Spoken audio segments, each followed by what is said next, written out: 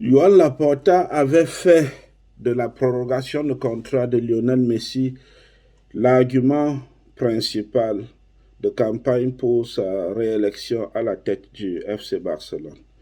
Bonjour, bienvenue à ce journal de transfert sur Diaspora News. Le FC Barcelone semble avoir trouvé la parade pour faire proroger son goleador Lionel Messi. Le FC Barcelone a fait une proposition de prorogation sur une durée de 10 ans à Lionel Messi, avec la possibilité pendant ces 10 ans de faire une pige à la MLS américaine et de redevenir finir sa carrière comme ambassadeur du FC Barcelone. Lionel Messi semble sensible à cette proposition, mais aurait exigé aux dirigeants du FC Barcelone de faire revenir Neymar. Le FC Barcelone a donc fait une proposition au Paris Saint-Germain pour acheter Neymar, proposition de 60 millions de francs, 60 millions d'euros, autant pour moi, assorti de trois autres joueurs qui devraient compléter cette proposition. Le Paris Saint-Germain, bien évidemment, ne peut pas accepter cette proposition, lui qui fait des pieds et des mains depuis plusieurs mois pour faire proroger Neymar. On a l'impression que Neymar et Messi jouent à un jeu. Messi qui lui dit qu'il veut Neymar, Neymar qui lui dit qu'il voudrait jouer avec Messi la saison prochaine.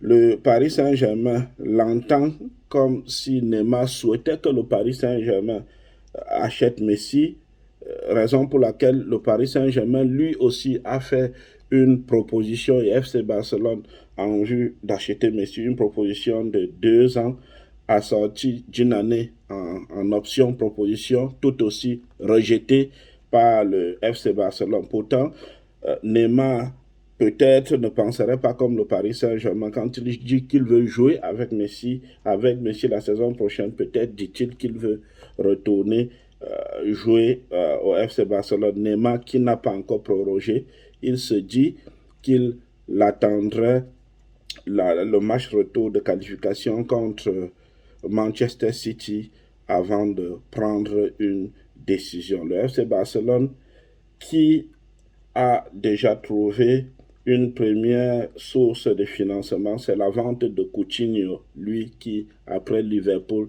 n'a vraiment jamais trouvé ses marques au FC Barcelone, même prêté au Bayern de Munich. Le Bayern n'était pas prêt à sacrifier Müller pour lui trouver une place. Lui qui devrait, il y a déjà un accord de principe, il devrait être transféré au FC Everton de Carlos Ancelotti. Parlons du Real Madrid qui lui aussi, on l'a vu, devrait rajeunir son effectif la saison prochaine. Le premier chantier, c'est celui du capitaine Sergio Ramos, actuellement blessé. Ça fait plus de 6 mois que le Real Madrid a fait une proposition de prorogation de contrat à Sergio Ramos. Cette proposition était de 2 ans et son salaire devrait légèrement être revu à la hausse. Sergio Ramos avait demandé du temps pour réfléchir, sauf que le Real a utilisé de ce temps pour s'attacher les services du Bavarois David Alaba.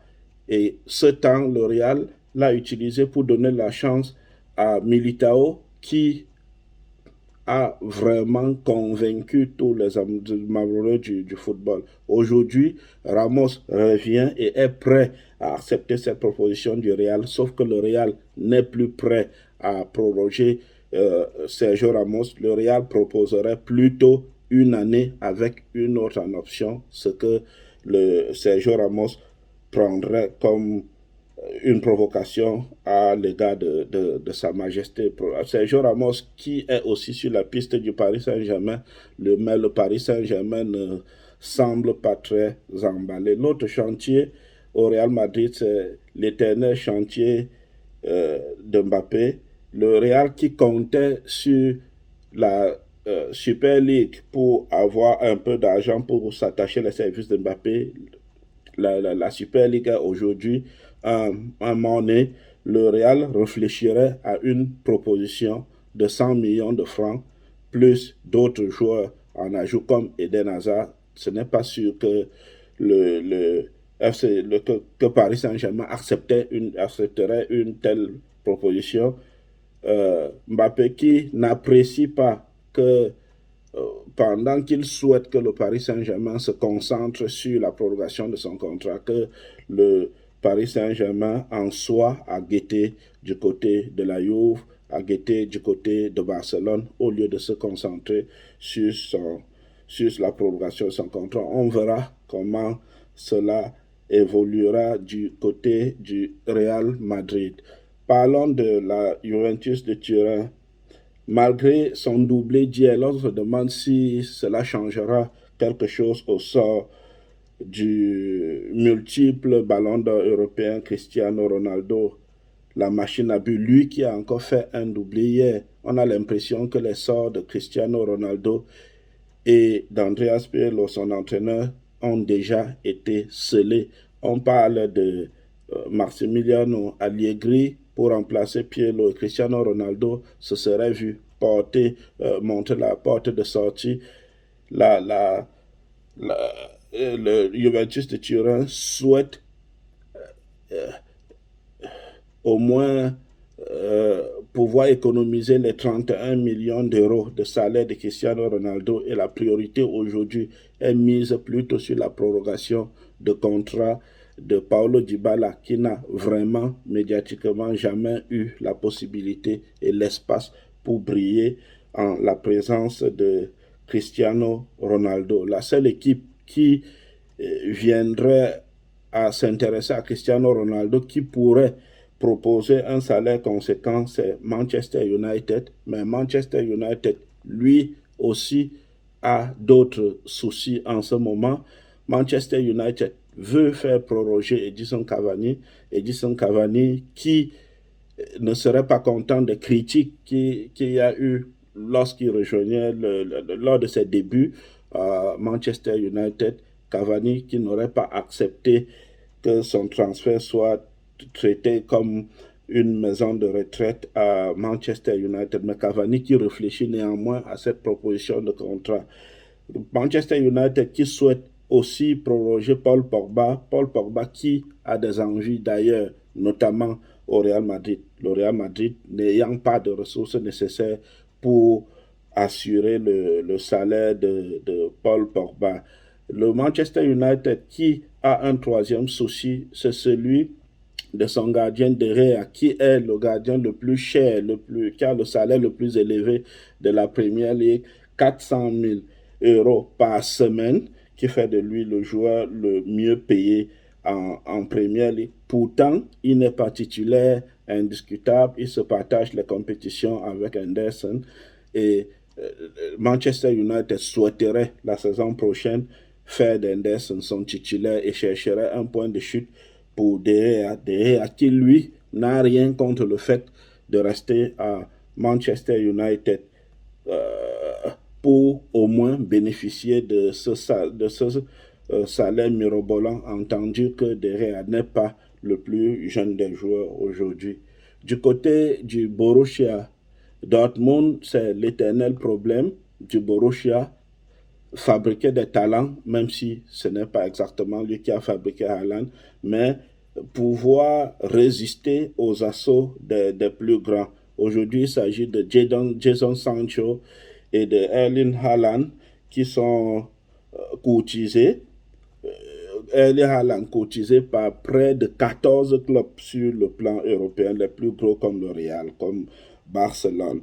Un sondage d'ailleurs a été fait par Marca, à savoir qui de Mbappé et Haaland, les supporters du Real souhaiteraient à Madrid, et curieusement c'est Haaland qui a gagné. Haaland qui est sollicité de partout. Le Borussia Dortmund a dit que Haaland ne bougerait pas, sauf que l'agent Raiola de Haaland a dit que ça c'est la déclaration du Borussia Dortmund et que le moment venu, les cartes seront mises sur la table. On se demande si le Borussia pourra résister assauts des dollars ou des euros qui pleuveront en ce moment-là. Le Borussia qui est un peu plus prêt à laisser filer Sancho. Mais Sancho, lui, la saison dernière valait déjà près de 100 millions d'euros. Le Borussia aurait dû le vendre, mais le Borussia a attendu, se disant que s'il l'a vendu 150 pour 150 millions d'euros Dembélé à Barcelone, à ses yeux, Sancho était plus promoteur que Dembélé. Peut-être ils auraient pu vendre ce Sancho plus cher, sauf que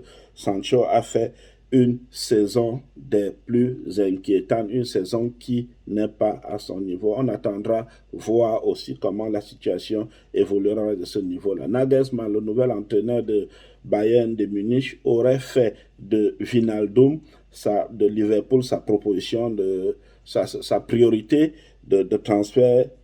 Une proposition du Bayern de Munich devrait être faite, mais Liverpool a déjà bien avant dit qu'il ne céderait pas son milieu de terrain. Robert Lewandowski, qui aussi a des envies d'ailleurs, et le Bayern de Munich aurait fixé sa clause libératoire à 80 millions d'euros. Romelu Lukaku, qui pourrait, après son sacre avec l'Inter de Milan, quitter l'Inter pour aller dans une autre équipe. Aujourd'hui, c'est le FC Chelsea qui tiendrait la ligne et qui ferait tout pour sacrifier, pour pouvoir signer Romelu Lukaku. Terminons par José Mourinho qui, fraîchement débarqué de Tottenham Hotspur, devrait commenter l'Euro 2021 comme consultant de la Sun TV anglaise. José Mourinho qui, fidèle à sa théorie, à la question de savoir pourquoi, ayant entraîné au Portugal, en Italie, en Angleterre, en Espagne, il n'a jamais entraîné en France et en Allemagne. Il a répondu comme il sait si bien le faire. S'il fallait entraîner en France, ce ne serait qu'au Paris Saint-Germain. En Allemagne, ce serait qu'au Bayern de Munich. Or, ces deux équipes sont sûres de toujours être championnes. Et pour moi, je m'ennuierais là-bas. Parole du Special One. Merci d'avoir écouté ce premier journal des transferts et à lundi prochain. Bonjour.